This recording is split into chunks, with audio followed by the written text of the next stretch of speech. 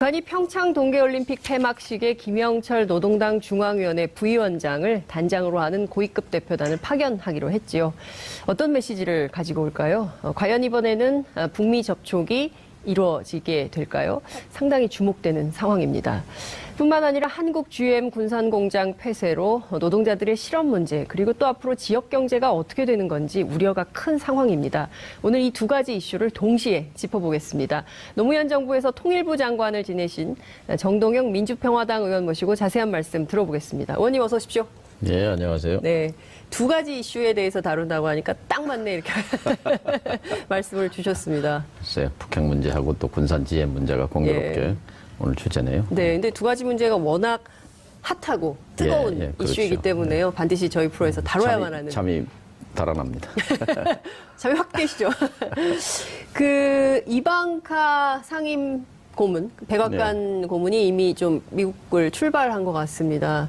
그래서 아마 이제 조만간 한국에 이제 도착을 하게 될 텐데요. 도착을 하게 되면 그때부터 이제 막 북미 접촉 얘기가 뜨겁게 진행이 될 것 같습니다. 이 방안의 의미를 좀 어떻게 보십니까, 우선? 제가 작년에 그 국회 평화외교단 단장으로 워싱턴과 뉴욕을 갔을 때 그 제안을 했습니다. 이방카와 쿠슈너 부부를 평양에 보내라. 그러면 아마 김정은 위원장이 충격을 받을 거다. 그리고 아마 거기서부터 빅딜이 성사될 가능성이 있다. 이런 얘기를 했더니 트럼프 가족의 측근 로펌 회장이었어요. 그분이 굉장히 흥미로운 제안이다. 성사 가능성은 낮지만 쿠슈너 실장에게 꼭 전하겠다. 뭐 이런 일이 한 번 있었죠. 아니, 성사 가능성을 좀 높여야 될 것 같은데요. 어쨌든 이제 평창보다는 사실 이방카가 평양에 나타나면 하는 그런 아쉬움이 있습니다. 4시 반에 도착이라는데 그때부터 아마 굉장히 그러니까 한국 사회가 그야말로 한반도 비핵화 그다음에 이후에 북미 관계, 남북 관계 어떻게 될지 그냥 뉴스가 쏟아질 것 같습니다. 너무 흥미 위주로 바라보지 말고 좀 냉정하고 차분하게 봐야 될 것 같아요. 알겠습니다. 어제 발표된 뉴스예요. 김영철 노동당 부위원장이 온다. 원래 뭐 올지 말지 통일부에서 답을 안 줬었거든요. 그런데 갑자기 결정된 건지 아니면 준비하고 있다가 이제 발표한 건지는 모르겠는데 어쨌든 사흘 전에 발표를 했습니다. 예정된 거라고 봐집니다. 예정된 거라고. 지난번에 김여정, 김정은 위원장이 동생이 와서 문 대통령을 평양에 초청했잖아요. 그렇습니다. 이제 적극적으로 전면적으로 남북 관계를 하겠다는 거니까 폐막식 기회를 당연히 활용하지요. 그런 점에서 대남 정책의 총수가 통일전선부장이거든요. 김영철 부장은 뭐 군인이고 제가 본 적은 없습니다만 그 전임인 김양건 통전부장은 만나서 대화를 해본 적이 있고요. 그 전전임인 임동옥 부부장과도 뭐 협상도 하고 만나봤습니다만 전혀 이제 그 전임자들과는 이제 다른 인물이죠. 통일전선부장을 지금 군인이 맡기는 또 이 사람이 처음인 것 같아요. 지금 보면 강경파로 알려져 있습니다. 그리고 국내에서는 지금 천안함 폭침, 연평도 포격 도발 이 배후에 김영철 부위원장이 있다. 이런 얘기를 하고 있는데 확인된 것은 아닌 것 같아요. 네, 근데 이제 천안함과 관련해서 이제 뭐 여러 가지 의견이 있습니다만 지금 천안함 문제를 테이블에 올릴 때는 아닌 것 같고요. 이제 야당에서 뭐 내려오면 뭐 체포해야 된다느니 또 더 심한 얘기도 합니다만. 아니, 체포가 아니라 뭐 사살 얘기도 있고요. 지금 뭐 저작거리에 목을 내걸어도 모자랄 판이고 쳐 죽일 작자고 뭐 이런 이제 앞뒤가 안 맞는 게요. 2014년도에 남북회담에 박근혜 정부 때 북쪽 대표로 김영철 위원장이 나왔습니다. 그때는 2014년. 되고 지금은 안 된다는 게 앞뒤가 안 맞는 얘기인 거죠. 전형적인 내로남불이라고 봐야 될까요? 그렇죠. 그리고 어쨌든 강경파이기 때문에 오히려 장점도 있다고 봅니다. 북한 내부도 강경파가 있고 대화파가 있고 있지 않겠어요? 강경파를 내세움으로써 오히려 북한 내부의 강경파도 한쪽 방향으로 김정은 위원장이 생각하는 그런 구상대로 이렇게 몰아가는 효과가 있으리라고 보고요. 어쨌든 지금 김영철 부장, 동전부장이 당 중앙위원회 부위원장이거든요. 위원장이 김정은 위원장이라고요. 예. 부위원장. 그 밖에도 여러 가지 지금 요직을 겸하고 있어서 네. 사실상 대남 정책에 있어서 또 북한 핵 문제에 있어서 실질적인 목소리를 가진 사람이다라고 예. 볼 수 있죠. 그러니까 이를테면 여러 가지 포석을 깔고 그 김영철 부위원장을 내려보내는 거다. 그러니까 이분도 사실상 특사 의미가 굉장히 큰 거죠. 그렇죠. 그러니까 물론 네. 그러니까 형식은 폐막식에 참석하는 거지만 내용상으로는 북미 관계 개선이라든가 이후에 남북 관계를 어떻게 풀지 여기에 방점이 찍혀 있다. 그렇죠. 폐막식은 이제 예. 구실인 거고 구실. 그 장을 활용해서 네. 문재인 대통령 만나고 또 카운터파트인 상대역인 서훈 국정원장과 이제 실질적인 대화가 있을 거라고 예. 생각을 합니다. 그리고 또 이번에 이제 이방카 고문이죠. 네. 직책은 예. 이제 수행하고 오는 사람 중에 NSC 예, 앨리슨 미 후커. 국가안전보장회의에 한반도 담당관이 예. 이제 수행을 하고 오지 않습니까? 그렇습니다. 어떤 뭐 실무 레벨에서라도 저는 접촉을 성사시킬 필요가 있다고 생각합니다. 아, 그러니까 그 아침에 이제 뉴스공장에 정세현 전 장관 출연하셔서 요 사람을 주목해서 봐야 된다. 앨리슨 후커. 예. 그러니까 이분이 이미 그 평양에 압류돼 있었던 한 그 네, 목사님. 2014년인가 그렇죠. 뭐 평양에도 예. 갔었다는 거죠. 그분을 이제 데리고 올 때 같이 동행했던 인물이기 때문에 북을 좀 알고 김영철 위원장하고도 네, 부위원장하고도 구면이라는 거죠. 예, 안면이 있기 때문에 뭔가 모멘텀이 생길 수 있다 이런 얘기를 하셨거든요. 지난번에 이제 펜스 부통령은 이제 너무 네. 이제 쌀쌀하게 대했잖아요. 눈길 그러니까요. 한 번도 안 예. 주고. 근데 사실 펜스 부통령의 그런 행동에 대해서 미국 내에서도 비판이 맞습니다. 쏟아졌잖아요. 예, 예. 초강대국 미국의 체면을 깎는 일이었다. 예. 악수 한번 못할 건 뭐 그러니까요. 있냐. 예. 그런데 너무 옹졸해 보였어요. 네, 그렇죠. 그래서 큰 차라리 나라가, 예. 펜스 부통령은 한국에 안 간 게 낫다. 뭐 이런 그러니까요. 비판도 미국 있었는데 민주당에서도 예. 이제 이방카 트럼프 대통령의 따님은 예. 뭐 어쨌든 그렇게 펜스 부통령과는 좀 스타일이 다를 거라고 생각이 됩니다. 악수할까요? 그럼 뭐 VIP 박스의 그림이 대화는 어떻게 놔두더라도 다를까요? 그나마 악수라도 부드럽게 한다면 그것이 예. 근데 왜냐하면 이 개인 간의 관계도 그렇지만 인상 쓰면 서로 불쾌하잖아요. 그렇죠. 서로 웃는 예. 얼굴은 좋은 거고 제가 김정일 위원장을 2005년도에 만났을 때 이런 얘기를 한 기억이 납니다. 네. 개인 관계나 국가 관계도 서로에 대한 그 호칭이라든지 표정이 굉장히 중요하다.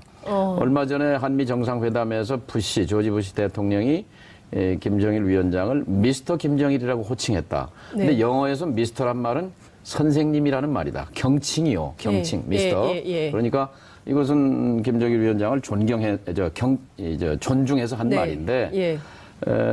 당신이 부시 대통령에 대해서 각하라고 이렇게 호칭을 하면 네. 내가 그 말을 전할 텐데 예. 아마 미국이 북한을 보는 눈도 부드러워질 거 아니냐 그랬더니 언론 받아서 내가 뭐 각하라고 못할 것도 없지. 부시 대통령 각하가 이렇게 두 번인가 호칭을 하더라고요. 그런 것처럼 네. 외교라는 건 의전이라는 말도 있고 형식이 내용을 결정한다 그런 말도 네. 있는데 이방카 고문이 이번에 와서 부드러운 매너를 네. 보여주었으면 좋겠습니다. 그러니까요. 개회식 때 너무 이 경직됐던 미국의 예. 태도를 예. 그 따님인 이방카 고문이 와서 좀 분위기를 좀 바꿔놓으면 그렇죠. 미국에 대한 강자는, 이미지가 조금 더 네. 올라가지 않을까 싶어요. 강자는 유연한 거예요. 예, 그러니까요. 근데 강자가 너무 여유가 없어 보였어요.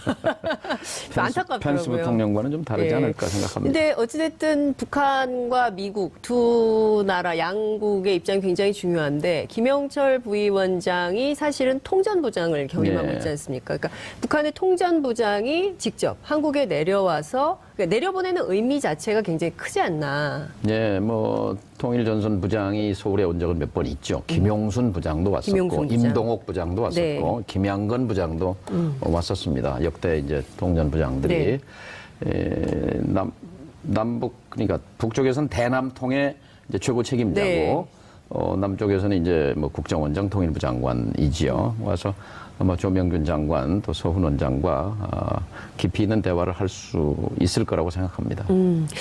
그런데 정치권 앞서 이제 제가 말씀드린 대로 사나운 말 폭탄이 막 오가고 있어요. 특히 이제 오늘 아침엔 청와대 앞에 가서 항의 시위도 하고요. 네. 자유한국당 의원들이. 그리고 이제 제가 말씀드린 이런 사나운 언사들이 막 나오고 있는데요. 어떻게 보십니까? 특히 이제 천안함 문제와 관련해서는 당시 2010년 조사할 때도 민간과 군이 합동 조사했는데 그때도 북한의 그 정찰국이 개입했다라거나 책임이 있다라거나 이 언급은 없는 걸로 확인이 됐거든요. 사실 북한을 어떻게 조사합니까? 사실 책임은 북한 시스템 자체지요. 또 최고 책임자는 2010년이니까 김정일 위원장이 책임자지 네. 어떤 뭐 실무 책임자가 그걸 결정하고 말고 할 위치에 있는 건 아니죠. 근데 중요한 것은 이제 뭐 어제도 뭐 눈이 오긴 했습니다만 이제 봄이 오고 있잖아요. 봄이 오고 있죠. 예, 봄이 옵니다. 지금 뭐 청와대 앞에 가서 시위를 한다, 무슨 체포를 해야 된다, 뭐 이런 얘기하는 것이 아주 철저하게 냉전적 발상이거든요. 근데 냉전은 이제 얼음판이 꽁꽁 얼어야 그 스케이트를 잘 타는데 이게 얼음이 녹으면 퐁 빠져요. 그러니까. 맞죠? 예, 맞습니다. 그렇잖아요. 대동강물이 풀리면 거기서 스케이트 못 하죠. 그래서 냉전 세력에게는 아주 굉장히 두려운 계절이 오고 있는 겁니다. 본인들이 다시 갱신하거나 스스로 다시 태어나거나 좀 더 열린 눈으로 봐야지 그렇게 묵은 60년대, 70년대 시선을 가지고 지금 가장 중요한 것은 어떻게 이 북핵과 미사일 문제로 조성된 한반도의 긴장된 정세를 화해와 평화 국면으로 이끌어가는 이게 큰 줄기잖아요. 그렇습니다. 큰 줄기인데 큰 줄기는 놔두고 뭐 김영철이 어떠느니 천안함이 어떠느니 이렇게 말하는 김일성 것은 가면이 어떠니 뭐 이런 이게 냉전 세력 수구 냉전 세력에게는 대단한 지금 위기감을 느끼고 있는 거구나 하는 반증이라고 생각이 듭니다. 김무성 전 대표 있지 않습니까? 새누리당 대표 지금은 이 자유한국당으로 복귀를 했는데요. 만약에 김영철 부위원장하고 문재인 대통령이 악수를 하면 문재인 대통령을 대통령으로 보지 않겠다. 이런 발언을 했습니다. 아니 뭐 정치인 한 사람이 인정하고 말고가 대통령이 중요하지 않다. 이렇게 보십니까? 건 아니고요.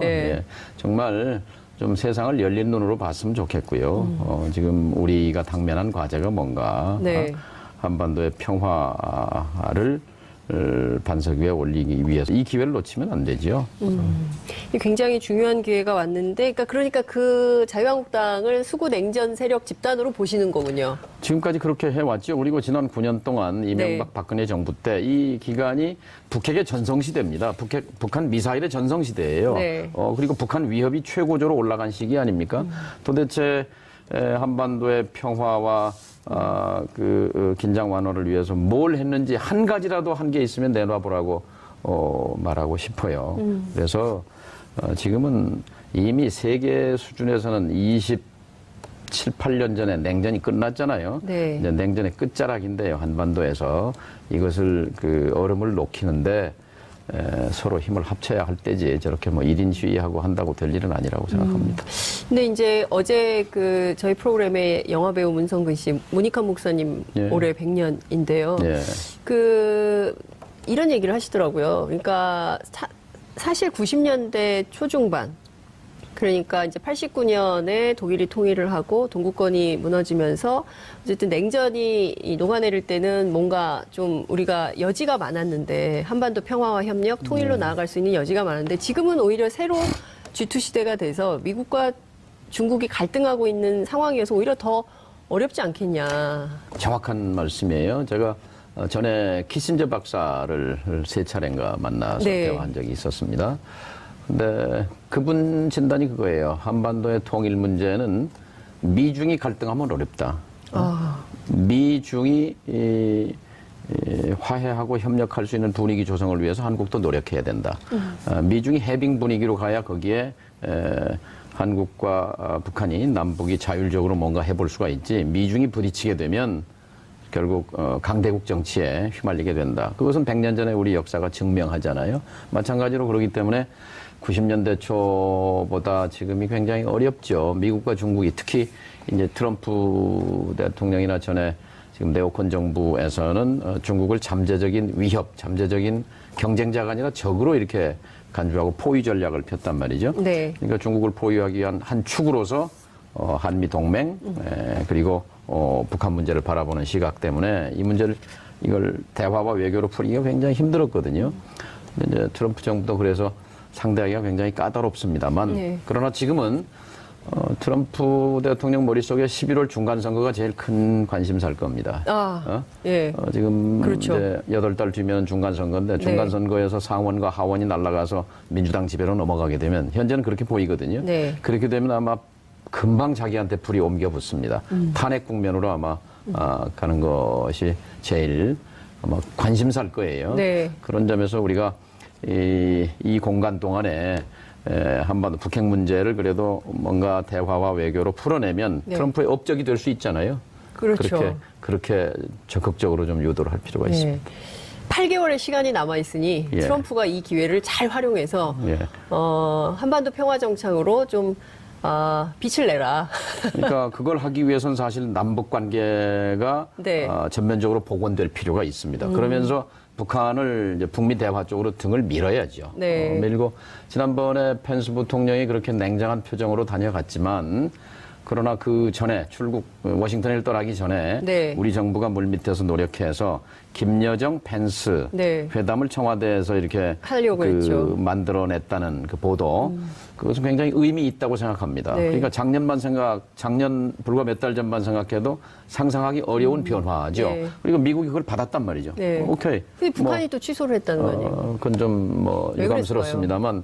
이제 우리가 짐작을 할 따름이지만 펜스 부통령이 와서 보인 그 행적이 북한이 보기에는 거기서 만나서 괜히 손해보겠다. 그래서 그렇게 적절치 않은 자리다라고 판단했을 가능성이 있습니다. 그러니까 계산을 딱 해보니까 펜스 부통령이 만나서 할 얘기가 빤하단 말이죠. 그러니까 뭔가 여지가 있었다면 안 만났을 겁니다. 근데 여지가 전혀 없었거든요. 그러면 이번 기회에 여지를 좀 보고 만날지 말지를 또 결정. 김영철 이방카 카드는 좀 모양이 아니죠. 이제 모양은 아니고 이제 북한 실무 레벨에서의 접촉과 대화는 있을 수 있죠. 이후가 굉장히 중요할 것 같아요. 그러니까 폐회식 이후에 북미 관계가 어떻게 되느냐에 따라서 이게 한미 연합 훈련 쌍중단 이렇게 쫙 이어가는 국면이 될 것 같은데 여기서 삐끗 잘못 풀리면 올림픽은 올림픽대로 하고 그리고 또 도로 한반도의 이 냉각은 또 아주 그냥 삽시간에 얼어붙게 되잖아요. 이번에 그래서 김영철이 중요합니다. 김영철이 중요하다. 중요하죠. 김영철, 리선권이지만 리선권보다는 이제 김영철이 급이 하나 높고 그다음에 훨씬 중요한 인물이죠. 김정은 체제의 핵심 인물이기도 하고 아마 이 핵무력 완성 과정에서 그 정책 의사 결정 과정에 계속 참여했던 인물로 보입니다. 그렇기 때문에 김영철 북한에 평양에 있으면은 아무래도 우물한 개구리거든요. 그러니까 제일 궁금한 건 미국의 태도, 입장, 그 생각, 입장 이런 거거든요. 궁금하잖아요. 근데 우리는 잘 알지 않습니까? 우린 동맹 관계고 그러니까. 김영철 통전부장 귀에다가 미국의 입장을 많이 넣어줘야죠. 그러면서 우리가 또 조언도 해주고 그러면서 어떻게든 테이블을 여는 것이 관건이죠. 테이블을. 어떻게 전망하십니까? 테이블이 열릴 거라고 전망하십니까? 그러니까 아니면 마침 또 좋은 거는 지금 김정은 신년사, 김정은 위원장 신년사에서 평창 올림픽을 민족적 경사다. 또 이제 자기들은 9월 구구절 그 정부 수립일 이 두 가지를 큰 사변으로 이렇게 규정하면서 또 이제 그 조선신보라고 조총련 기관지입니다만 거기서 얘기했어요. 남북 관계가 이어지는 한 북한 핵과 미사일 발사는 하지 않는 미사일 발사는 없을 것이라고 생각하는 것이 타당하다. 이런 그 논조의 보도를 한 게 있어요. 이거 북한 입장이라고 보면 됩니다. 그런 점에서 이 남북 관계 끈을 계속해서 이 물줄기를 키우고 넓혀 가야지요. 그래서 저는 남북 정상회담과 관련해서 우물가에서 숭늉 찾는 격이다. 이렇게 이제 찬물을 한 바가지 끼얹었어요. 그건 아마 국내 보수 여론을 의식한 거라고 봅니다. 그런데 그건 그거고 그러나 정상회담은 난 이미 기정사실화돼 있다고 생각합니다. 제가 입장을 바꿔서 지금 대통령이라면 이런 기회를 흘려보내고 언제 다시 이 한반도의 운전석에 앉겠다는 것입니까? 그리고 북한을 비핵화 테이블로 나오게 하고 실질적으로 한반도의 비핵화 평화로 가는 정책 결정을 할 수 있는 사람은 김정은 위원장밖에 없어요. 누가 하겠습니까? 그럼 김정은 위원장을 설득할 사람은 그 체제 내에는 없어요. 우리 쪽에서는 대통령밖에 없는 거죠. 대통령밖에 그래서 없다. 남북 정상회담 카드라는 것이 그냥 다른 나라와 정상회담과 다르고 이 전쟁과 평화의 교차로에서 한반도의 운명이 걸린 예. 그런 3차 정상회담이다 이렇게 봅니다. 김영철 부위원장이 굉장히 중요하다. 이게 네. 키포인트다 말씀을 좀 네. 주셨는데요. 그러니까 작년에 11월에 북한이 핵무력 완성을 선언하지 네. 않았습니까? 그러니까 국제사회가 인정하든 말든 본인들은 그런 정치적 주장을 완성 선언이죠. 예, 그 선언을 하고 그리고 신년사에서 핵과 경제 병진 노선을 다시 한번 강조를 한 건데요. 그러면 김영철 부위원장이 지금 남아 있는 것이 군사회담 예, 그다음에 민간 교류, 뭐 여러 가지 이제 그 뭐 정상회담을 위한 여러 조처들 뭐 이제 이런 게 남아 있는데 그럼 군사회담이나 이런 걸 통해서 경우에 따라서는 자 그러면 우리가 한반도 평화를 위해서 지금 그 진행되는 여러 군사 일정 가운데 미국이 이렇게 협조를 한다면 우리도 핵과 미사일 개발을 중단하거나 혹은 동결할 의지가 있다. 이런 그렇죠. 의사를 표명할까요? 모라토리엄이죠. 예. 유예 그렇죠. 선언인 예. 거예요. 근데 지금 국면이 사실상 양중단 상태잖아요. 그렇죠. 예? 지금이 사실상 사실상 선언하진 않았지만 한미 군사 훈련도 중단돼 있는 있고. 거고 핵 미사일 도발도 예. 중단돼 있는 예. 이 양중단 상태. 그렇습니다. 이것을 이제 올림픽 끝난 이후에도 이어가야 그렇습니다. 되는 거죠. 그게 예. 이제 1차 장애물이 이제 한미 군사 훈련이 재개된다는 것인데 예. 여기에 우리가 역할을 해야 되는 거지요. 예. 그러니까 규모를 줄인다든지 기간을 줄인다는 것이 이제 차선이 될 거고 네. 기왕이면 또 뭐 더 연기한다든지 네. 하는 게 더 나은 방안일 것이고 이제 이게 하나의 큰 이제 지렛대이기 때문에 네. 이걸 가지고 북한의 핵과 미사일을 유예한다는 공식 방침 그러니까 네. 조선신보 정도에서 보도하는 보도하는 네. 수준 말고 그러니까 김영철 부위원장이 워딩으로 네. 말로 이렇게 딱 하면 어떨까요? 이번에 폐회식에 와서. 그것도 아주 좋은 생각인데 이제 제 전화를 좀 이 해볼까요? 방송을 이제 정부 관계자가 보고 예, 예. 김영철 저희가 위원장이 아이디어를 그래서 드리는 겁니다. 이렇게 하시라고. 예, 그런 북한이 얘기를- 그 핵과 미사일의 모라토리엄을 선언하게만 하면 예. 그 다음엔 대화가 일사천리가 되지 않을까요? 2000년도에 김정일 클린턴 정상회담으로 가는 네. 그 다리가 네. 미사일 발사 모라토리엄 선언이었어요. 자, 우리 미사일 발사 안 하겠다. 예. 그것이 이제 미북 정상회담의 예. 이제 조건이 해결된 거였어요. 그때는 핵 문제는 없었으니까. 네. 근데 이제 남북 정상회담으로 가는 다리 네. 또 북미 회담으로 가는 다리가 될 수 있죠. 네. 북한이 핵과 미사일에 대한 유예 선언하는 것이. 그러니까요. 우리 정동영 의원님의 멘트로 말씀으로 북한이 이런 선언을 끌어낸다면 저희 이슈파이터도 역할이 크다. 역사에 그렇죠. 기여하는 바가 크다. 예. 나중에 이런 청와대 김영철 부장 갔다 와서 나온 예. 거 보고 이제 예. 그때 다시 한번 이슈파이터 한번 모셔서 하시죠. 얘기도 좀 듣고 그러면 좋겠다는 생각이 좀 듭니다. 다음 이슈를 시간이 없어서 말씀을 좀 들어봐야 될 것 같은데요. 저희가 북한 문제와 관련해서 북미 대화 관련해서 2부에서 또 이제 얘기를 하게 되기 때문에 GM 얘기를 이번엔 좀 해봐야 될 것 같습니다. 예. 당에서 중책을 맡고 계시는데 어제 지역 현장 간담회를 여셨다고요. 분위기가 군산에 좀 군산에서 상황이 좀 어떻습니까? 군사는 재난 상황입니다. 무슨 얘기냐면 전라북도에는 산업도시가 군산 하나예요, 사실. 공장이 군산만 있어요. 또 군산에는 큰 공장이 2개 있어요. 남은 항구도 중소기업이고 있고, 예. 하나는 조선소고 하나는 자동차인데 작년 7월에 조선소 닫더니 이번에 자동차 닫았어요.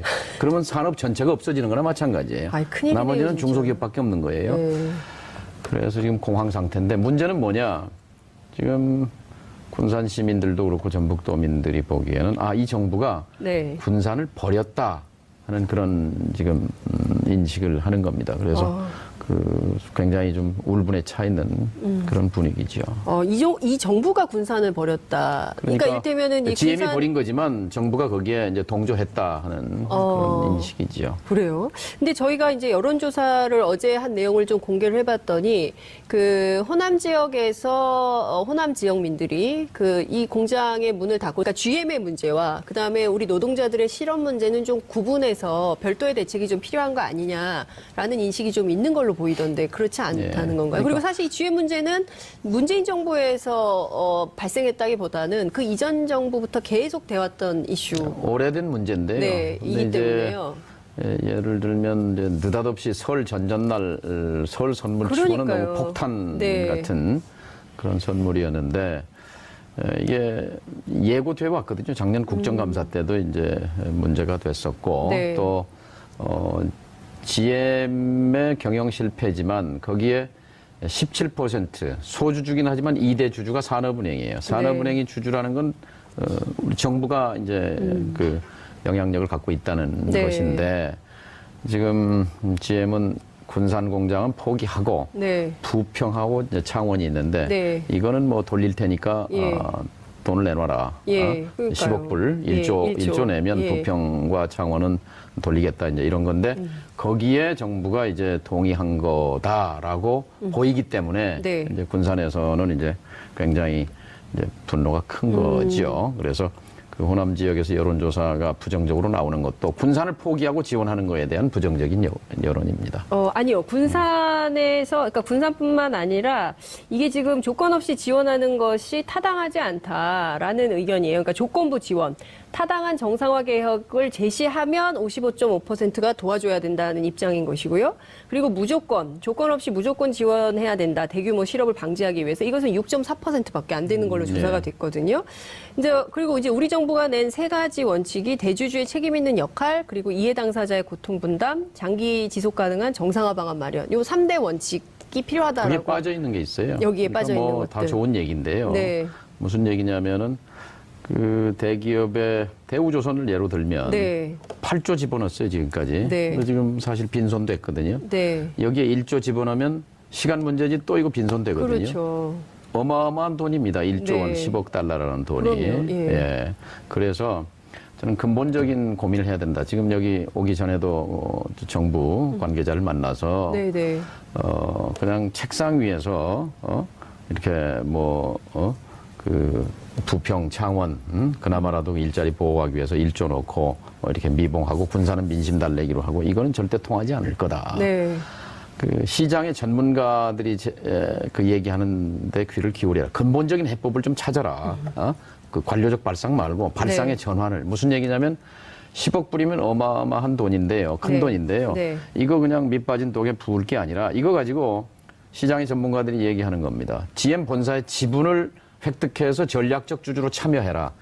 GM이 이제 뭐 부도도 났다가 다시 살아난 회사인데 지금 네. 한 60조 원 정도 돼요. 그 예. 시가총액이. 예. 3조 원을 펀드를 만들면 5%를 획득하면 2대 주주가 됩니다. GM에. 네. 그러니까 정부가 10억 불을 그냥 버릴 한국 게 GM이 아니라 아니라 미국 본사, GM, 본사. 디트로이트 GM을 디트로이트 GM을 10억 불을 산업은행이 내서 그걸 참여하게 되면 네. 민간 시장에서 국내외 투자자들이 거기에는 20억 불을 충분히 가능하다는 거죠. 그러면 10억, 20억 하니까 30억 불, 3조예요. 네. 3조 원이면 GM의 5.1%만 획득하면 2대 주주가 되는데 네. 2대 주주가 되면 주주가 되는 게 목표가 아니라 그 영향력을 가지고 지금 GM의 글로벌 전략은 뭐냐면은 중국하고 미국 두 지역에 집중한다. 전기차와 자율차에 집중한다거든요. 네. 그런데 전기차, 자율차는 한국이 핵심 기술을 배터리, 네. 그다음에 반도체, 통신 기술은 세계 최강이란 말이죠. 그렇죠.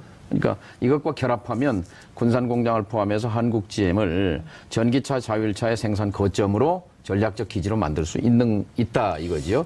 이것을 GM의 지금 저 기관 투자자가 1,100군데인가 그래요. 1,100명은 최대 관심사가 GM의 주가가 0.1%로 올라가면 다 대환영이다 이거죠. 네. 그러니까 GM이 덩치는 큰 회사지만 좀 엉성해서 네. 지금 현재는 트럼프 대통령이 강하게 받치고 있기 때문에 예. 주가가 좋은 편이에요. 사실상 이제 공기업이 있잖아요. 그 미국 정부가 그렇죠. 뭐 상당히 이제 지분을 공적 자금을 갖고 있는데, 집어넣어서. 근데 우리나라가 이 회사를 사서라도 산다는 게 2대 아니라 주주가 돼서라도 2대 주주가 돼서 영향력. 이거를 살려야 근데 2대 될까요? 주주가 됐을 때 그 돈은 날아가는 돈이 아니라 네. 그 살아있는 돈이고 주가가 올라가면 돈을 버는 지분인 거죠. 지분 획득을 해서 그렇게 해서 그 네. 방법 이외에는 예. 이게 이제 없어요? 창의적 해법이에요. 지금까지 그동안 해왔던 방식은 계속해서 그냥 지원해주고 시간 지나가면은 그 돈은 없어지고. 없어져 버리고 예. 건데. 그럴 거에 그래서 이제 차라리 아예 제가 GM의 청와대에도 네. 또 여당에도 예. 공식으로 제안을 했습니다. 이거 검토해라. 지분 참여를 해라. 아니 이 안을 가지고 정말로 이게 가능한 것인지 네. 예? 이 지혜를 모으고 실질적으로 검토를 해서 해보자고 지금 제안을 하고 있는데 이게 민주평화당의 이제 공식 제안을 한 거죠. 근데 이제 지금 그 GM에서 요구하는 것은 본인들이 한국 GM에 빌려준 돈 27억 달러를 일단 출자 전환할 거니까 산업은행도 지분율 17%만큼은 증자를 해라 이런 요구를 하고 있는 거죠. 그게 한 5천억 원 정도가 되는 거고. 뭐가 빠져 있냐면 자. 지금 이거는 자본 잠식이 돼서 가치가 제로예요. 그러니까요. 빵원이에요, 빵원, 영원이에요. 그런 회사를. 근데 지금 부채라는 건 자기들이 이제 빌려준 돈인데 이걸 출자로 전환한다. 근데 여기서 빠진 게 뭐냐면 감자해야 합니다. 그렇습니다. 그러니까 감자. 그 주식의 가치를 왜냐하면 우리가 구조 조정할 때 그렇습니다. 기본 원칙이거든요. 예를 들면 대우조선에다 8조 집어넣고 그럴 때 92% 감자를 했어요. 100원짜리가 8원 가치로 떨어진 거죠. 금호 타이어에 2010년인가에 돈 집어넣을 때는 대주주는 100대 1, 100분의 1로 줄여버렸어요. 가치를요. 소액주주는 3대 1 이렇게 했는데 마찬가지로 이번에 경영 실패로 해서 우리가 돈을 집어넣게 되면 지금 76% 본사가 갖고 있는 지분율을 확 줄여버려야죠. 그러면 우리 돈 집어넣은 만큼 그 지분이 커지는 거죠. 근데 지금 보면 GM의 요구가 저는 일대 보면은 이제 GM 공장 일대 한국에 있는 GM 공장 일대를 외국인 투자 지역으로 지정을 하고 세금 안 내겠다는 얘기. 세금 안 내고 재정 지원하라라는 거거든요. 결과적으로는 한국 정부, 한국 국민들한테 이 부담을 자신들의 경영 실패 책임을 지금 정부가 잘못 생각하고 있는 게 떠넘기는 거 아닌가? GM 비위를 건드리면 부평 창원까지 닫으면 일자리 정부라고 했는데 완전히 이게 이제 재앙이다. 그래서 GM 눈치를 좀 보는 것 같아요. 그러니까 GM 요구에 대해서 끌려가는 그런 좀 끌려가진 않겠다는 게 이 정부의 입장 아닌가요? 말만 지금? 그러지 말고 그러지 말고. 실제 감자 요구도 하고 지금 감자 얘기 안 하거든요. 우리 보러 돈 내라 그러면 이미 경영 부실의 책임, 이 대주주의 책임을 엄중하게 묻기 위해서 지금까지 해온 대로 감자해라 말이야. 당신들의 지분 가치를 줄여라 10분의 1로 이렇게 당당하게 요구해야 하는데 그 얘기를 정부가 안 하고 있는 거예요. 당당하게 요구를 해야 된다 이런 말씀 그리고 주셨는데요. 부평 창원에서 당장 철수 못해요. 그러니까 우리가 좀 배짱을 내도 된다고 봅니다. 근데 전전긍긍할 게 아니고. 자, 그 군산 지역 경제 굉장히 어렵다고 말씀을 하셨는데요. 이를테면 지금 그 GM, 그다음에 조선 문제, 이 두 가지 문제를 제외한다 하더라도, 그러니까 이 부실한 기업은 부실한 기업의 문제대로 처리를 하고 정부가 그리고 이 노동자의 문제, 실업의 문제, 이를테면 재취업의 문제라든가 뭐 이런 걸로 구분해서 봐야 되는 것은 아니냐라는 주장에 대해서는 어떻게 생각하십니까? 지역 민심은 또 어떤지요? 사후 약방문격이에요. 사후 약방. 다니던 직장이 없어졌는데. 재취업 교육을 받는다, 일자리 알선한다, 고용보험료를 준다. 이게 상처에 반창고 붙이는 격이지 근본 대책은 아니기 때문에 지금은 포기할 단계가 아니에요. 해도 안 된다고 할 때는 어쩔 수 없는 거지만 그러나 해볼 수단이 있고 대안이 있다면 마지막 순간까지 해야죠. 근데 시작도 해보기 전에 그 GM 본사가 군산 공장은 포기했으니까 이제 어쩔 수 없다. 정부 관계자가 그렇게 말했어요. GM의 결정을 되돌리기가 사실 마땅치 않습니다. 이 말은 정부도 이제 동의했다는 얘기거든요. 바로 여기에 분노하고 있는 거예요. 정부가 군산을 버렸다라고 하는 것이. 그렇기 때문에 이제 제가 정부에 계속 촉구하는 것은 청와대 정부 여당에 촉구하는 것은 버리지 마라. 포기하지 마라. 시장 전문가들이 이렇게 얘기하지 않냐. 이런 창의적 해법도 있는데 왜 이거 검토하지 않느냐. 근데 의원님 이건 어떻게 생각하십니까? GM의 차가 시장에서 인기가 많지가 않잖아요. 그러니까요. GM도 인기가 별로 전기차와 없어요. 자율차에다가 승부를 건다는 거죠. 전기차와 자율차. 그러면 GM의 그런 시간이 좀 걸리지 않습니까, 이거는? 이제 사실은 군산 공장을 살리고 죽이는 건 두 글자입니다. 물량이에요. 물량이 있으면 살고 물량이 없으면 죽는 거예요. 많을 때는 26만 대까지 생산했어요. 지금 그 생산 설비 능력이. 근데 그거를 지금 2만 대로 줄었어요. 그건 누가 줄였느냐? 물량을 없애니까, 물량을 안 주니까, 그래서 그 조합원들이 하는 얘기는 제발 일감 좀 주세요. 우리 일하고 싶습니다. 일감을 안 주니까 가동률이 낮아지는 거죠. 가동률을 낮춰놓고 가동률이 낮으니까 닫겠다? 이건 앞뒤가 안 맞는 거지요. 근데 이제 저는 자동차 같은 경우에는 이거는 이제 소비자들이 이게 구매 욕구가 있어야, 그러니까 이를테면 쌍용차 같은 경우도 인기가 없다가 새로운 상품을 마인드라가 인수하고 난 다음에 새로운 상품이 나오고 그 상품이 인기가 있으면서 가동률이 높아지고 그리고 또 많이 판매되면서 이 선순환 구조로 간단 말이에요. 근데 이 GM의 경우에는 대중의 인기가, 그러니까 이를테면 한국 사람들이 외국 차를 사더라도 미국 차를 선호하지 않잖아요. 그러니까 유럽 차를 좋아하고, 왜냐하면 가성비 때문에 그런 건데, 그렇다면 GM이라는 회사도 그런 소비자 만족도를 높일 수 있을 만한 그것을 우리가 좀 GM을 바꿀 능력은 없고요. 다만 GM이 어디로 가느냐면 전기차와 자율차로 가니까 네. 우리가 갖고 있는 배터리 기술과 배터리와 반도체와 통신 기술을 접목해서 네. 한국을 당신들의 전기차 자율차의 전략 기지로 만들어라. 이거는 매력 있는 제안이 되는 거거든요. 특히 삼성전자나 LG전자, 삼성의 반도체, LG의 배터리, 또 네. 이런 지금 대기업들도 이 AI 또 이 네. 자율주행차에 관심을 갖고 지금 뭐 사람도 뽑는 걸로 예. 알려져 있습니다. 예. 그러면 여러 가지 이해관계가 맞거든요. 만일 삼성이나 LG나 반도체 전기 배터리 배터리와 반도체 세계 인류 기업이 네. 여기에 참여할 수 있다는 시그널이 간다면 GM의 투자자들은 아마 환호할 겁니다. 그러니까 여러 가지 우물한 개구리로 안에 앉아서 그 책상 위에서 뭐 되니 안 되니 따지지 말고. GM이 네. 한국 GM이 가져온 뭐 자구 계획서를 검토할 일이 아니라 네. 좀 더 글로벌한 시각에서 네. 지구적 시각에서 그 우리 얼마나 인재가 많습니까? 전문가들이 많습니까? 그래서 제가 오늘도 그 정부 관계자들에게 당신들 책상에서 결정하지 말고 열어서 그 시장 전문가들의 얘기를 귀 기울여서 노력을 해봐라. 네. 노력을 했는데도 안 된다면 어쩔 수 없지만 노력도 안 해보고 기존 방식을 답습하는 건 안 된다. 네. 분산 포기는 안 된다. 알겠습니다. 그리고 이것은 바로 문재인 대통령에게 부담이 갈 거다. 네. 자, 이 GM 사태가 이제 지방선거 한 넉 달 정도 남았는데요. 어떤 영향을 미칠 거라고 보세요? 그 일테면은 적게는 호남 지역 전체 군산, 전북, 호남에는 이게 바로미터가 저 기준점이 되는 거지요. 그러니까 네. 이걸 군산을 포기하고 거기 땜질식으로 뭐 선심성으로 뭘 해주느니 네. 이거 가지고는 왜냐하면 이제 전북에는 산업이 군산에만 있고 군산에는 공장이 2개인데 공장 2개를 닫고 무슨 대안이 있을 수 있겠습니까? 그러니까 이건 뭐 절체절명이라고 할까요? 네.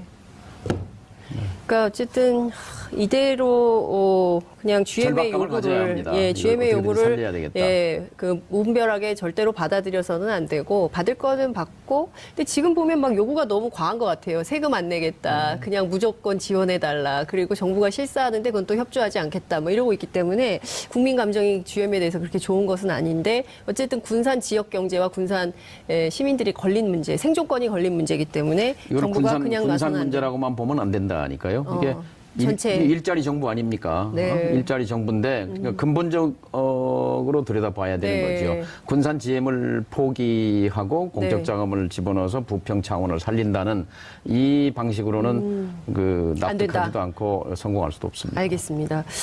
점점 뜨거워지는데 이제 마감을 해야 될 것 같아서요. 다음에 또 오셔서 말씀 듣겠습니다. 오늘 말씀은 여기까지 듣겠습니다. 고맙습니다. 예, 감사합니다.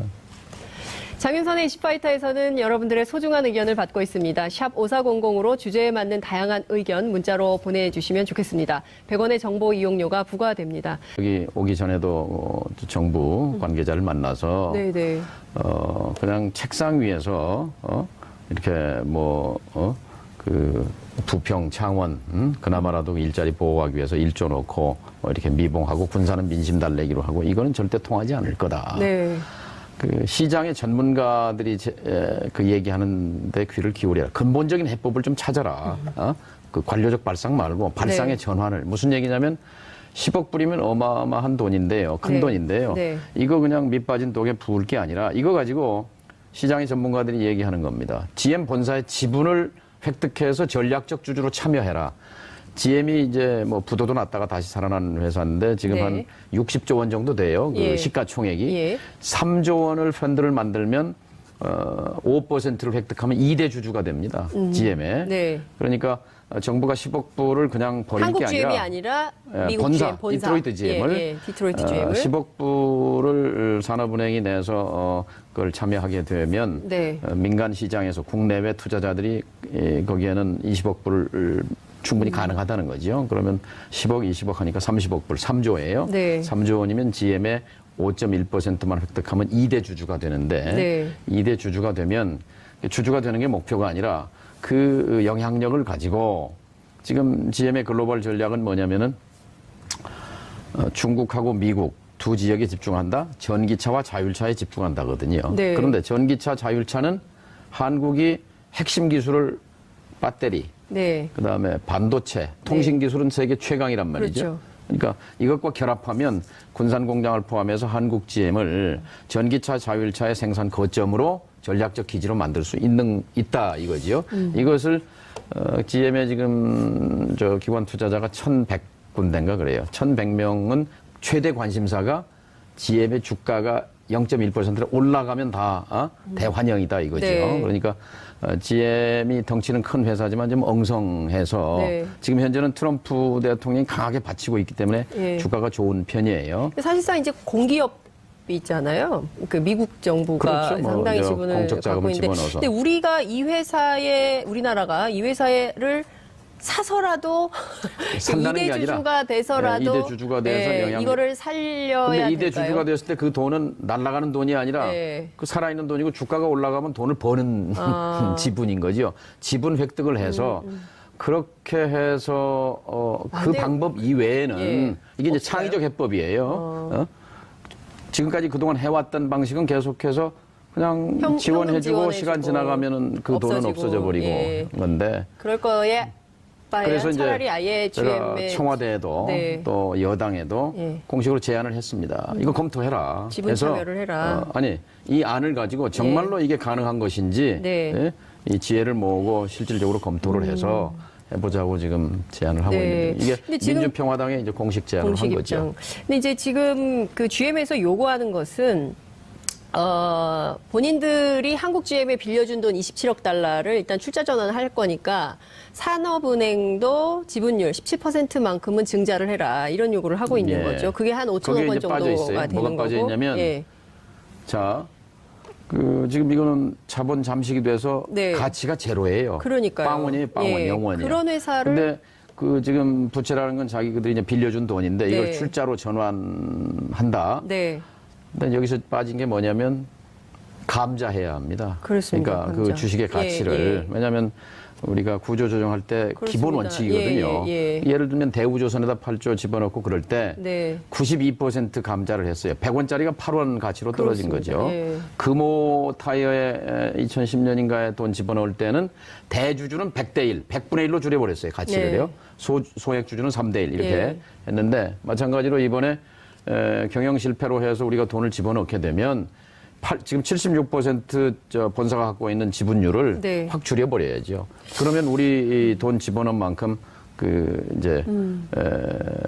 지분이 커지는 거죠. 예. 근데 지금 보면 GM의 요구가 저는 일대 보면은 이제 GM 공장 일대 한국에 있는 GM 공장 일대를 외국인 투자 지역으로 지정을 하고 세금 안 그다음에 내겠다는 얘기예요. 세금 안 내고 재정 지원하라라는 거거든요. 이게 그렇죠. 결과적으로는 한국 정부, 한국 국민들한테 이 부담을 자신들의 경영 실패의 책임을 지금 정부가 잘못 생각하고 있는 게 떠넘기는 거 아닌가? GM 비위를 건드리면 예. 부평 창원까지 닫으면 예. 일자리 정부라고 했는데 완전히 이게 이제 재앙이다. 그래서 GM 눈치를 좀 보는 것 같아요. 그러니까 GM 요구에 대해서 끌려가는 그런 좀 끌려가진 않겠다는 눈치가 게 있는데 이 정부의 입장 아닌가요? 말만 그러지 지금? 말고 말만 그러지 말고. 예? 실제 감자 요구도 하고 지금 예. 감자 얘기 안 하거든요. 네. 우리 보러 돈 내라 그러면 이미 경영 부실의 책임, 예. 이 대주주의 책임을 엄중하게 묻기 위해서 네. 지금까지 해온 대로 감자해라 말이야. 네. 당신들의 지분 가치를 줄여라 10분의 1로 예. 이렇게 당당하게 요구해야 하는데 그 얘기를 정부가 안 하고 있는 거예요. 당당하게 요구를 해야 된다 이런 말씀 그리고 주셨는데요. 부평 창원에서 당장 철수 못해요. 네. 그러니까 우리가 좀 배짱을 내도 된다고 봅니다. 근데 전전긍긍할 게 아니고. 네.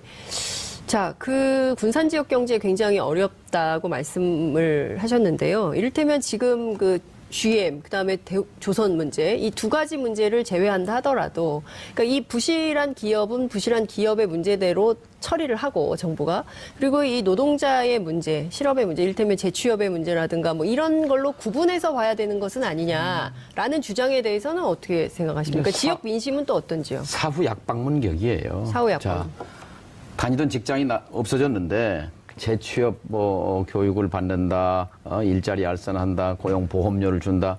이게 뭐 상처에 반창고 붙이는 격이지 근본 대책은 아니기 때문에 지금은 포기할 단계가 아니에요.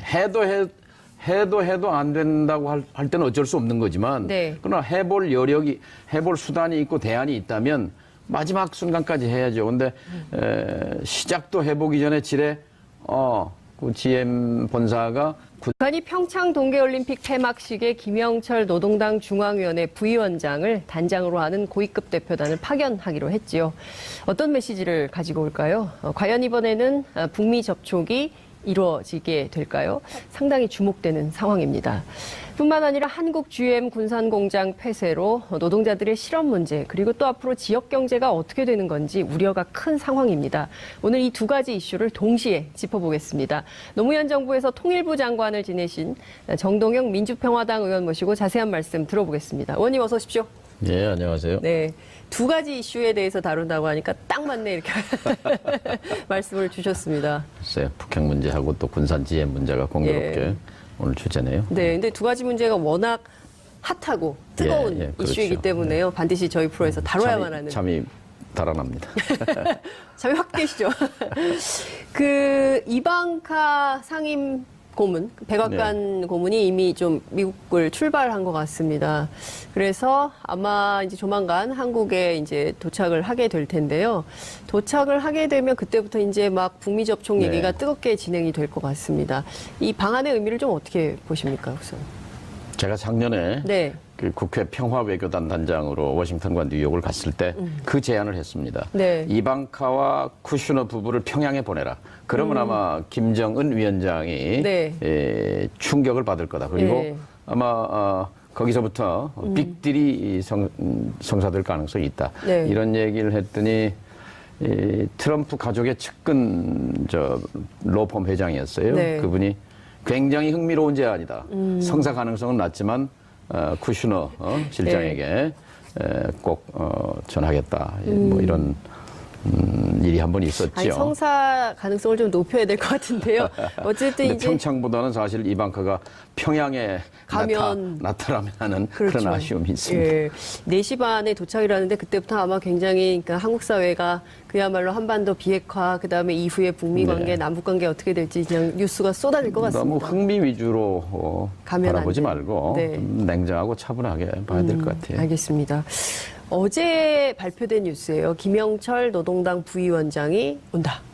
원래 뭐 올지 말지 통일부에서 답을 안 줬었거든요. 그런데 갑자기 결정된 건지 아니면 준비하고 있다가 이제 발표한 건지는 모르겠는데 어쨌든 사흘 전에 발표를 했습니다. 예정된 거라고 봐집니다. 예정된 거라고. 예. 지난번에 김여정, 네. 김정은 위원장이 동생이 와서 문 대통령을 평양에 초청했잖아요. 그렇습니다. 이제 적극적으로 전면적으로 남북 관계를 하겠다는 거니까 폐막식 기회를 당연히 활용하지요. 네. 그런 점에서 대남 정책의 총수가 통일전선부장이거든요. 김영철 부장은 뭐 군인이고 제가 네. 본 적은 없습니다만 그 전임인 김양건 네. 통전부장은 만나서 대화를 해본 적이 있고요. 그 전전임인 임동옥 부부장과도 뭐 협상도 하고 만나봤습니다만 전혀 이제 그 전임자들과는 이제 다른 인물이죠. 네. 통일전선부장을 지금 군인이 맡기는 또 이 사람이 처음인 것 같아요. 예. 지금 보면 강경파로 알려져 있습니다.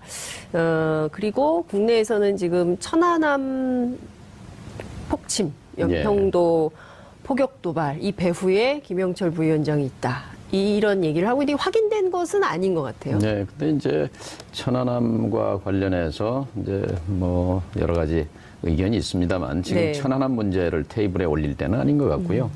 이제 야당에서 뭐 내려오면 뭐 체포해야 된다느니 또 더 심한 얘기도 합니다만. 아니, 체포가 아니라 뭐 사살 얘기도 있고요. 지금 뭐 저작거리에 목을 내걸어도 모자랄 판이고 쳐죽일 작자고 뭐 이런 이제 앞뒤가 안 맞는 게요. 무서운 말들이 2014년도에 남북회담에 박근혜 정부 때 북쪽 대표로 김영철 위원장이 나왔습니다. 그때는 2014. 되고 지금은 안 된다는 게 앞뒤가 안 맞는 얘기인 거죠. 전형적인 내로남불이라고 봐야 될까요? 그렇죠. 그리고 어쨌든 강경파기 때문에 오히려 장점도 있다고 봅니다. 북한 내부도 강경파가 있고 대화파가 네. 있고 있지 않겠어요? 예. 강경파를 내세움으로써 네. 오히려 북한 내부의 강경파도 한쪽 네. 방향으로 김정은 위원장이 생각하는 그런 구상대로 이렇게 몰아가는 효과가 있으리라고 보고요. 네. 어쨌든 지금 김영철 부장, 통전부장이 당 중앙위원회 부위원장이거든요. 네. 위원장이 김정은 김정은 위원장이라고요. 예. 부위원장. 그 밖에도 여러 가지 지금 요직을 겸하고 있어서 네. 사실상 대남 정책에 있어서 또 북한 핵 문제에 있어서 실질적인 목소리를 가진 사람이다라고 예. 볼 수 있죠. 그러니까 이를테면 여러 가지 포석을 깔고 그 김영철 부위원장을 내려보내는 거다. 그러니까 이분도 사실상 특사 의미가 굉장히 큰 거죠. 그렇죠. 그러니까 물론 네. 그러니까 형식은 폐막식에 참석하는 거지만 내용상으로는 북미 관계 개선이라든가 이후에 남북 관계를 어떻게 풀지 여기에 방점이 찍혀 있다. 그렇죠. 폐막식은 이제 예. 구실인 거고 구실. 그 장을 활용해서 네. 문재인 대통령 만나고 또 카운터파트인 상대역인 서훈 국정원장과 이제 실질적인 대화가 있을 거라고 예. 생각을 합니다. 그리고 또 이번에 이제 이방카 고문이죠. 네. 직책은 예. 이제 수행하고 오는 사람 중에 NSC 예, 앨리슨 미 후커. 국가안전보장회의에 한반도 담당관이 예. 이제 수행을 하고 오지 않습니까? 그렇습니다. 어떤 뭐 실무 레벨에서라도 저는 접촉을 성사시킬 필요가 있다고 생각합니다. 아, 그러니까 그 아침에 이제 뉴스공장에 정세현 전 장관 출연하셔서 요 사람을 주목해서 봐야 된다. 앨리슨 후커. 예. 그러니까 이분이 이미 그 평양에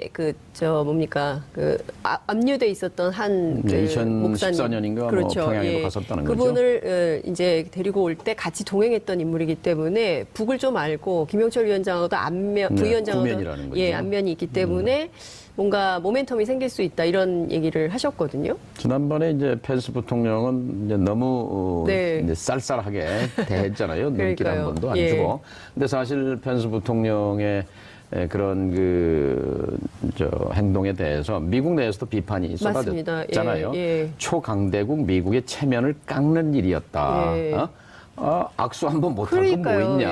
예. 그런데 너무 옹졸해 보였어요. 네, 그렇죠. 그래서 큰 차라리 나라가, 예. 펜스 부통령은 한국에 안 간 게 낫다. 뭐 이런 그러니까요. 비판도 미국 있었는데 민주당에서도 예. 이제 이방카 트럼프 대통령의 따님은 예. 뭐 어쨌든 그렇게 펜스 부통령과는 좀 스타일이 다를 거라고 생각이 됩니다. 악수할까요? 그럼 뭐 VIP 박스의 그림이 대화는 어떻게 놔두더라도 다를까요? 그나마 악수라도 부드럽게 한다면 그것이 예. 근데 왜냐하면 이 개인 간의 관계도 그렇지만 인상 쓰면 서로 불쾌하잖아요. 그렇죠. 서로 웃는 예. 얼굴은 좋은 거고 제가 김정일 위원장을 2005년도에 만났을 때 이런 얘기를 한 기억이 납니다. 네. 개인 관계나 국가 관계도 서로에 대한 그 호칭이라든지 표정이 굉장히 중요하다. 얼마 전에 한미 정상회담에서 조지 부시 대통령이 김정일 위원장을 미스터 김정일이라고 호칭했다. 근데 네. 영어에서 미스터란 말은 선생님이라는 말이다. 경칭이요. 경칭, 예, 미스터. 예. 그러니까 이것은 김정일 위원장을 존중해서 한 네. 말인데 예. 당신이 부시 대통령에 대해서 각하라고 이렇게 호칭을 하면 네. 내가 그 말을 전할 텐데 예. 아마 미국이 북한을 보는 눈도 부드러워질 거 아니냐 그랬더니 언론 받아서 내가 뭐 각하라고 못할 것도 없지. 부시 대통령 각하가 이렇게 두 번인가 호칭을 하더라고요. 그런 것처럼 네. 외교라는 건 의전이라는 말도 있고 형식이 내용을 결정한다 그런 말도 네. 있는데 이방카 고문이 이번에 와서 부드러운 매너를 네. 보여주었으면 좋겠습니다. 그러니까요. 개회식 때 너무 이 경직됐던 미국의 예. 태도를 예. 그 따님인 이방카 고문이 와서 좀 분위기를 좀 바꿔놓으면 그렇죠. 미국에 대한 강자는- 이미지가 조금 더 올라가지 않을까 싶어요. 강자는 유연한 거예요. 예, 그러니까요. 근데 강자가 너무 여유가 없어 보였어요.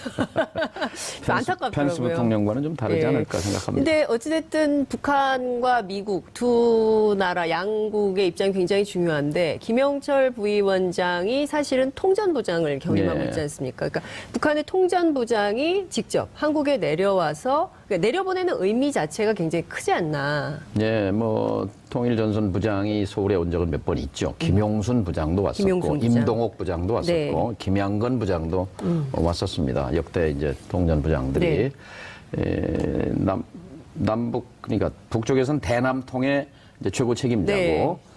남쪽에서는 이제 뭐 국정원장, 통일부 장관이지요. 와서 아마 조명균 장관, 또 서훈 원장과 깊이 있는 대화를 할 수 있을 거라고 생각합니다.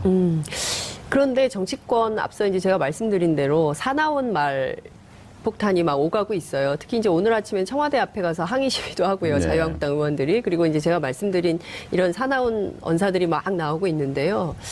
어떻게 보십니까? 특히 이제 천안함 문제와 관련해서는 당시 2010년 조사할 네. 때도 민간과 군이 합동 조사했는데 그때도 북한의 그 정찰국이 개입했다라거나 책임이 있다라거나 이 언급은 없는 걸로 확인이 됐거든요. 사실 북한을 어떻게 조사합니까?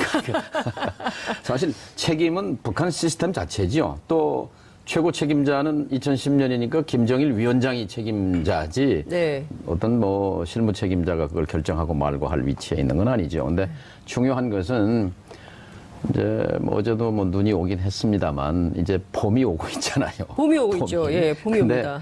지금 뭐 청와대 앞에 가서 시위를 한다, 무슨 체포를 해야 된다, 뭐 이런 얘기하는 것이 네. 아주 철저하게 냉전적 발상이거든요. 근데 냉전은 이제 얼음판이 꽁꽁 얼어야 그 스케이트를 잘 타는데 네. 이게 얼음이 녹으면 퐁 빠져요. 맞죠? 예, 맞습니다. 그렇잖아요. 예. 대동강물이 풀리면 거기서 네. 스케이트 못 하죠. 그래서 네. 냉전 세력에게는 아주 굉장히 두려운 계절이 오고 있는 겁니다. 본인들이 다시 갱신하거나 네. 스스로 다시 태어나거나 네. 좀 더 열린 눈으로 봐야지 네. 묵은 60년대, 70년대 시선을 가지고 지금 가장 중요한 것은 어떻게 이 북핵과 미사일 문제로 조성된 한반도의 긴장된 정세를 화해와 평화 국면으로 이끌어가는 이게 큰 줄기잖아요. 그렇습니다. 큰 줄기인데 큰 줄기는 놔두고 김영철이 어떠느니 천안함이 어떠느니 이렇게 말하는 김일성 것은 가면이 어떠니 뭐 네, 이런 예. 이게 냉전 세력, 수구 냉전 세력에게는 대단한 지금 위기감을 느끼고 있는 거구나 하는 반증이라고 생각이 듭니다. 네. 김무성 전 대표 있지 않습니까? 새누리당 대표. 지금은 이 자유한국당으로 복귀를 했는데요. 만약에 김영철 부위원장하고 문재인 대통령이 악수를 하면 문재인 대통령을 대통령으로 보지 않겠다. 이런 발언을 했습니다. 아니 뭐 정치인 한 사람이 인정하고 말고가 대통령이 중요하지 않다. 이렇게 중요한 보십니까? 건 아니고요. 네. 예. 정말 좀 세상을 열린 눈으로 봤으면 좋겠고요. 지금 우리가 당면한 과제가 뭔가 네. 한반도의 평화를 반석 위에 올리기 위해서 이 기회를 놓치면 안 되죠. 굉장히 중요한 기회가 왔는데, 그러니까 그 자유한국당을 수구 냉전 세력 집단으로 보시는 거군요. 지금까지 그렇게 해왔죠. 그리고 지난 9년 동안 이명박 네. 박근혜 정부 때 이 기간이 북핵의 전성시대입니다. 북한 미사일의 전성시대예요. 네. 그리고 북한 위협이 최고조로 올라간 시기 아닙니까? 도대체 한반도의 평화와 긴장 완화를 위해서 뭘 했는지 한 가지라도 한 게 있으면 내놔보라고 말하고 싶어요. 그래서 지금은 이미 세계 수준에서는 27, 8년 전에 냉전이 끝났잖아요. 네. 이제 냉전의 끝자락인데요. 한반도에서 이것을 얼음을 녹이는데 서로 힘을 합쳐야 할 때지 저렇게 뭐 1인 시위하고 한다고 될 일은 아니라고 생각합니다. 근데 이제 어제 저희 프로그램에 영화배우 문성근 씨, 문익환 목사님 예. 올해 100년인데요. 예. 이런 얘기를 하시더라고요. 그러니까 3차 정상회담이다 이렇게 예, 봅니다. 김영철 부위원장이 굉장이 중요하다. 이게 네. 키포인트다 말씀을 좀 네. 주셨는데요. 그러니까 작년에 11월에 북한이 핵무력 완성을 선언하지 네. 않았습니까? 그러니까 국제사회가 인정하든 말든 본인들은 그런 그런 정치적 주장을 완성 선언이죠. 예, 그 네. 선언을 하고 그리고 신년사에서 핵과 경제 병진 노선을 다시 한번 강조를 한 건데요. 그러면 김영철 부위원장이 지금 남아 있는 것이 군사회담. 예, 그다음에 민간 교류, 뭐 여러 가지 이제 뭐 정상회담을 위한 여러 조처들 뭐 이제 이런 게 남아 있는데 그럼 군사회담이나 이런 걸 통해서 경우에 따라서는 자 그러면 우리가 한반도 평화를 위해서 지금 진행되는 여러 군사 일정 가운데 미국이 이렇게 협조를 한다면 우리도 핵과 미사일 개발을 중단하거나 혹은 동결할 의지가 있다. 이런 그렇죠. 의사를 표명할까요? 모라토리엄이죠. 예. 유예 그렇죠. 선언인 예. 거예요. 근데 지금 국면이 사실상 양중단 상태잖아요. 그렇죠. 지금이 사실상 선언하진 않았지만 한미 군사 훈련도 중단돼 있는 있고. 거고 핵 미사일 도발도 예. 중단돼 있는 예. 이 양중단 상태. 그렇습니다. 이것을 이제 올림픽 끝난 이후에도 이어가야 그렇습니다. 되는 거죠. 그게 예. 이제 1차 장애물이 이제 한미 군사 훈련이 재개된다는 것인데 여기에 우리가 역할을 해야 되는 거지요. 그러니까 규모를 줄인다든지 기간을 줄인다는 것이 이제 차선이 될 거고 기왕이면 또 뭐 더 연기한다든지 하는 게 더 나은 방안일 것이고 이제 이게 하나의 큰 이제 지렛대이기 때문에 이걸 가지고 북한의 핵과 미사일을 유예한다는 공식 방침, 그러니까 조선신보 정도에서 보도하는 보도하는 수준 말고. 그러니까 김영철 부위원장의 워딩으로 말로 이렇게 딱 하면 어떨까요? 이번에 폐회식에 와서. 그것도 아주 좋은 생각인데 이제 제 전화를 이 방송을 이제 정부 관계자가 보고 김영철 저희가 아이디어를 드리는 겁니다. 이렇게 하시라고. 북한이 핵과 미사일의 모라토리엄을 선언하게만 하면 그 다음엔 대화가 일사천리가 되지 않을까요? 2000년도에 김정일 클린턴 정상회담으로 가는 그 다리가 미사일 발사 모라토리엄 선언이었어요. 자, 우리 미사일 발사 안 하겠다. 그것이 이제 미북 정상회담의 이제 조건이 해결된 거였어요. 그때는 핵 문제는 없었으니까. 근데 이제 남북 정상회담으로 가는 다리 또 북미 회담으로 가는 다리가 될 수 있죠. 북한이 핵과 미사일에 대한 유예 선언하는 것이. 그러니까요. 우리 정동영 의원님의 멘트로 말씀으로 북한이 이런 선언을 끌어낸다면 저희 이슈파이터도 역할이 크다. 역사에 그렇죠. 기여하는 바가 크다. 나중에 이런 청와대 김영철 부장 갔다 와서 나온 거 보고 이제 그때 다시 한번 이슈파이터 한번 모셔서 얘기도 좀 듣고 그러면 좋겠다는 생각이 좀 듭니다. 다음 이슈를 시간이 없어서 말씀을 좀 들어봐야 될 것 같은데요. 저희가 북한 문제와 관련해서 북미 대화 관련해서 2부에서 또 이제 얘기를 하게 되기 때문에 GM 얘기를 이번엔 좀 해봐야 될 것 같습니다. 당에서 중책을 맡고 계시는데 어제 지역 현장 간담회를 여셨다고요. 분위기가 군산에서 상황이 좀 어떻습니까? 군산은 재난 상황입니다. 무슨 얘기냐면 전라북도에는 산업도시가 군산 하나예요, 사실. 공장이 군산만 있어요. 또 군산에는 큰 공장이 2개 있어요. 나머지 중소기업이고 하나는 조선소고 하나는 자동차인데 작년 7월에 조선소 닫더니 이번에 자동차 닫았어요.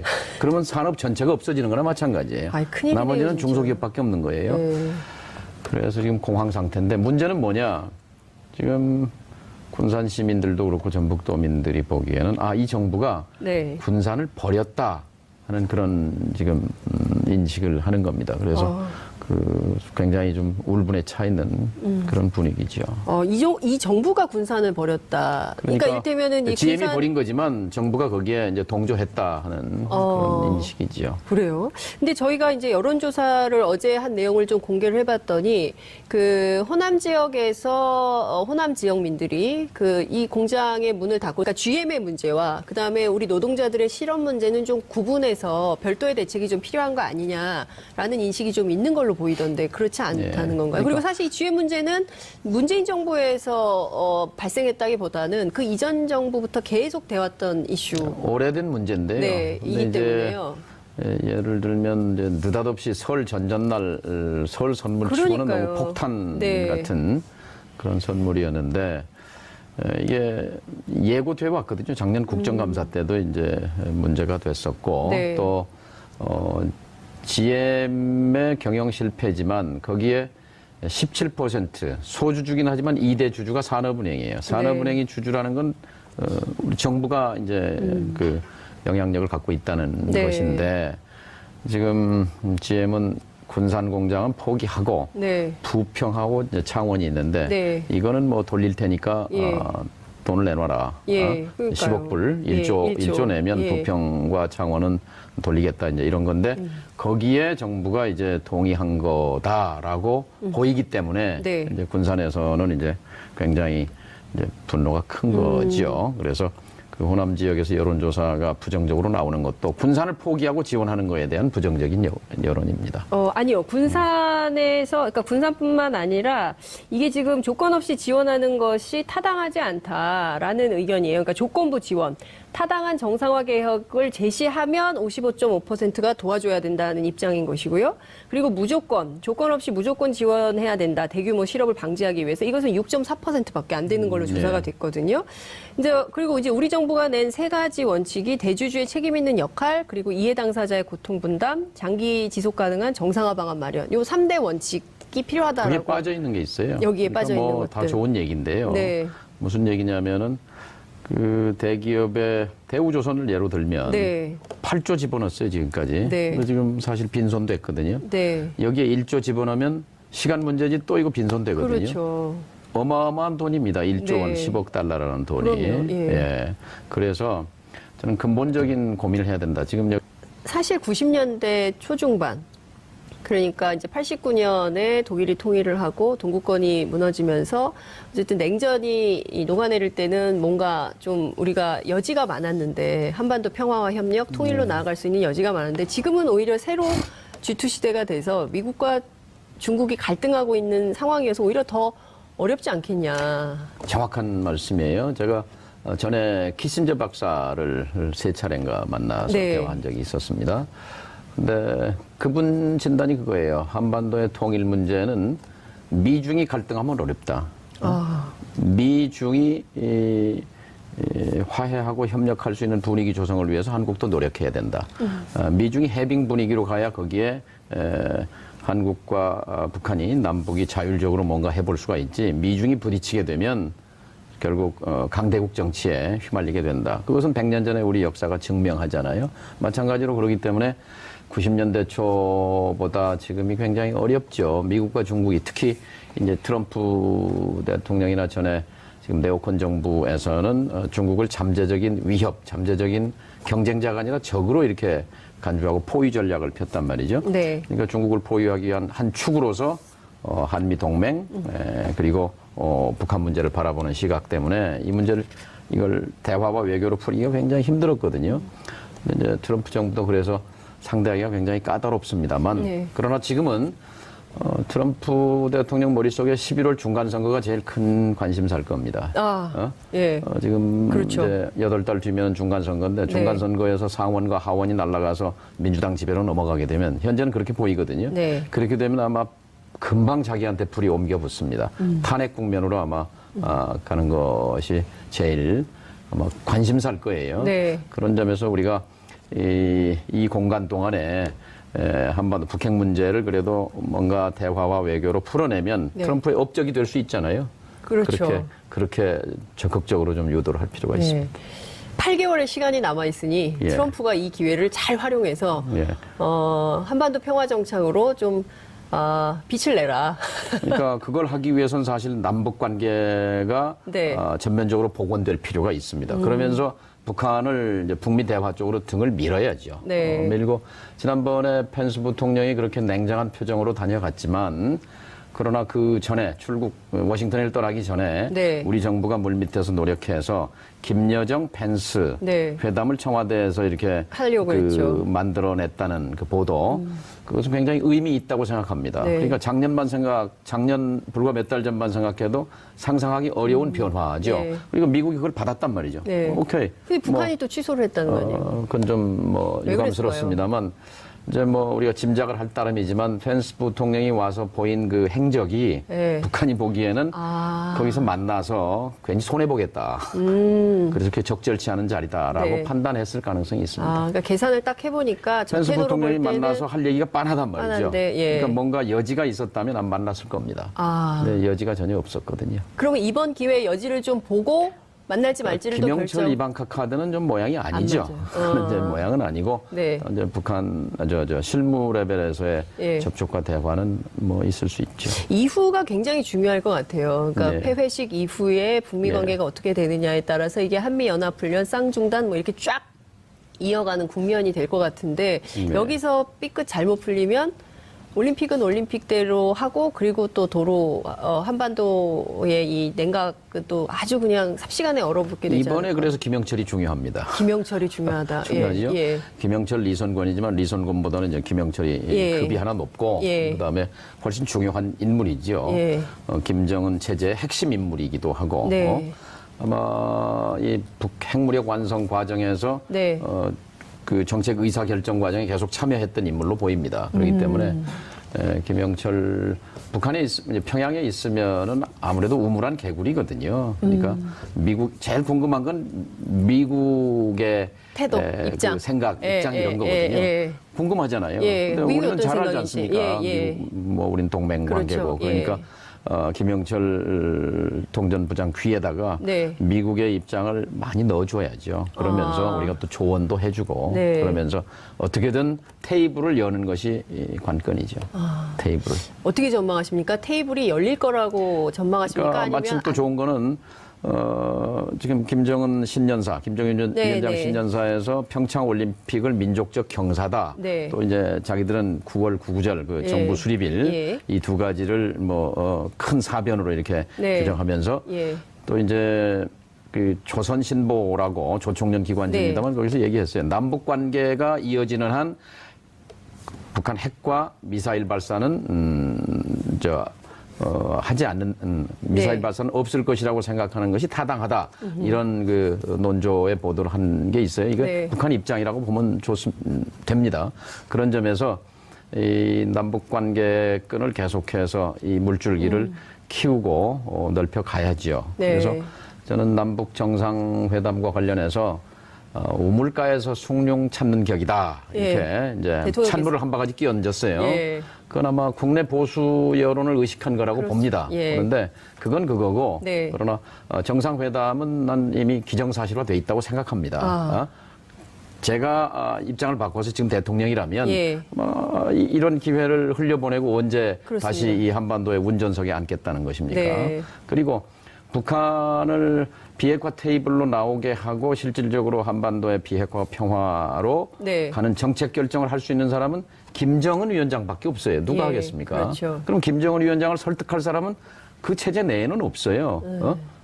우리 쪽에서는 대통령밖에 없는 거죠. 문재인 대통령밖에 그래서 없다. 남북 정상회담 카드라는 것이 그냥 다른 나라와 정상회담과 다르고 이 전쟁과 평화의 교차로에서 한반도의 운명이 걸린 그런